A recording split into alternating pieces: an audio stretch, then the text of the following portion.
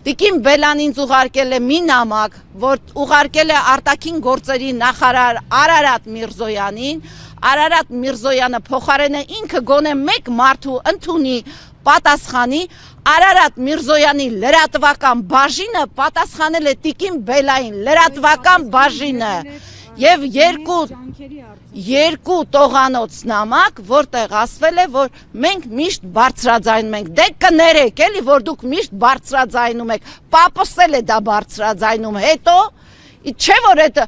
խոշոր գումարները տանում եք Ադրբեջանի հետ, առևտուր եք սկսել Ադրբեջանի հետ, նավթ, բենզին, վաղը գազարու լոլիկ կբերեք, վարունգ կբերեք, բայց մարդկանց հարցերը երբեք լուծելու։ Սա էլ հո անհետ կորածների հարցը չի։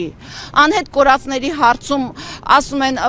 սա է զբաղվում, նա է զբաղվում, հետո չբարձրաձայնեք ծնողներին, ասում են ձեր երեխաներին այնտեղ չխոշտանգեք, տեղը գիտեք, որոնողական աշխատանքներ անգամ պետք չեն։ Եթե կարող եք բերել բենզին, ինչու չեք բերում այս մարդկանց հարազատների շիրիմները բերեք տեղափոխեն մարմինները այստեղ աջուներ այստեղ, որպեսզի այս մարդիկ կարողանան գոնե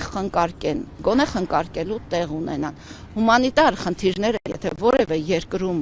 չեն կարողանում լուծել, ուրեմն տվյալ իշխանությունը բանի պիտու չի։ Պետք է հեռանա, այո, ուրեմն տվյալ իշխանությունը պետք է, որովհետև հումանիտար խնդիրներով,